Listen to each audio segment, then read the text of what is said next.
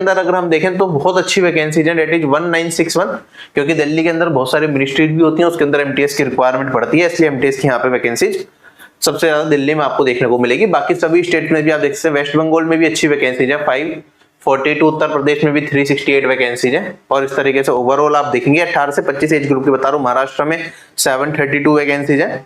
सारा मिला के हमारे पास 18 से 25 एज ग्रुप में बनती है 6078 वैकेंसी।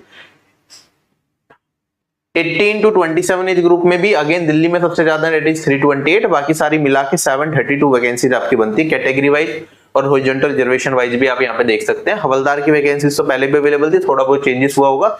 इसके अंदर आप देख सकते हैं यहाँ पे टोटल वैकेंसीज हमारे पास 1211 है।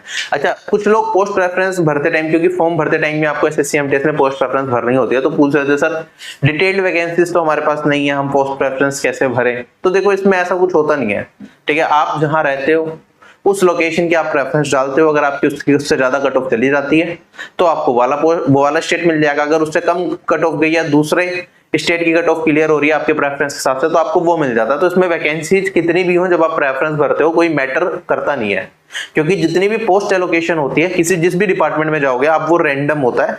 वो आप अपने हिसाब से अपना डिपार्टमेंट चूज नहीं कर सकते। आप अपनी रैंक के बेसिस पे स्टेट तो चूज कर सकते हो, लेकिन कौन सा डिपार्टमेंट आपको मिलेगा, इनकम टैक्स मिलेगा, जीएसटी मिलेगा या कोई और डिपार्टमेंट मिलेगा, वो रैंडमली डिसाइड होता है आफ्टर फाइनल रिजल्ट, ठीक है। उसका भी एक प्रोसेस होता है, बट वो आपके कंट्रोल में नहीं है, कहने का मतलब ये है। तो ये है, तो पोस्ट प्रेफरेंस में कुछ खास फर्क इसमें नहीं पड़ता है, क्योंकि डिपार्टमेंट आप खुद से चूज नहीं कर सकते, ठीक है। तो ओवरऑल वैकेंसीज आपने देख ली। 2024 में जो वैकेंसीज थी हमारे पास एमटीएस की इतनी थी 18 से 25 और 18 से 27 की मिला के, और हवलदार की हमारे पास इतनी वैकेंसीज थी। तो टोटल 2024 के अंदर हमारे पास 11,518 वैकेंसीज थी, ठीक है। आपने 2024 का शायद फाइनल रिजल्ट मेरे ख्याल से मार्च में आया था, मार्च 2024 में, तो आपने देखा होगा कैसी कट ऑफ गई थी उस टाइम पे।